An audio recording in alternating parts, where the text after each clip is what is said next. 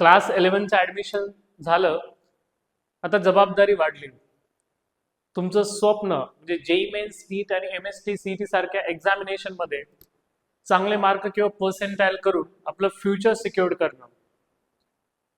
तर या 2 वर्षाची जी जर्नी आहे ही फार इम्पॉर्टंट आहे. आणि या जर्नीमध्ये विद्यार्थ्यांच्या मनामध्ये एक प्रश्न असतो की जेई मेन्स नीट आणि MST CET सारख्या एक्झामचं प्रिपरेशन स्टार्ट कसं करायचं. नमस्कार विद्यार्थी मित्रांनो, मी मनोहर पाटील. आज आपण जाणून घेऊ मोस्ट इम्पॉर्टंटली या जर्नीमध्ये तुम्हाला 2 गोष्टी फार हेल्पफुल असतील. फर्स्ट मध्ये तुमचं ऑफलाईन कोचिंग अँड सेकंड म्हणजे सेल्फ स्टडी प्लस रिव्हिजन. जर या दोघं गोष्टी तुम्ही प्रॉपरली डिसिप्लिन अटेंड करणार आणि फॉलो करणार तर डेफिनेटली तुमचा जो स्कोर राहील तो एक चांगला स्कोर बनेल, जेणेकरून तुम्हाला चांगली कॉलेज मिळेल.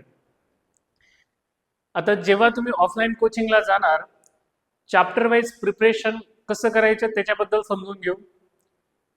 चॅप्टर कंप्लीट झाल्यावरती एक व्हाईट पेज घ्यायचं, त्याच्यावरती एक टॉपिक लिहून बघायचा, तो चेक करायचा की किती तुम्हाला समजला.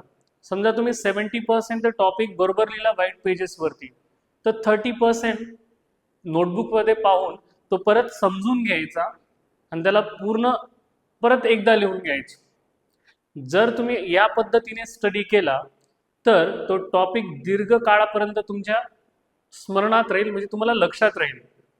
आणि त्याच्यानंतर फॉर्म्युलांची एक शीट बनवायची, रिव्हिजन वीकली करा, या पद्धतीने जाणार. त्याच्यानंतर न्यूमेरिकल सॉल्व करा आणि लास्ट MCQ ची प्रॅक्टिस करा. अनुभवानुसार सांगतो, विद्यार्थी काय करतात, शॉर्ट व्हिडिओज पाहतात ऑनलाईन मध्ये, ते फॉर्म्युलेस पाहतात आणि डायरेक्टली MCQ सॉल्व करायला जातात.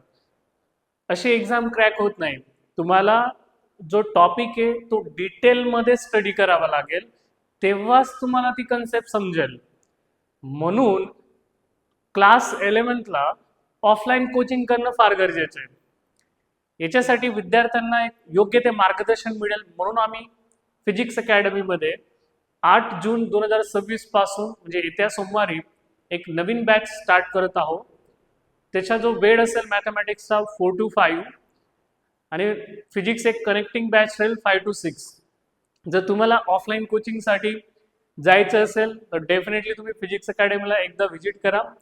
आमचा पत्ता जानकीराम नगर शिरपूर किंवा खाली दिलेल्या नंबरवरती संपर्क करा.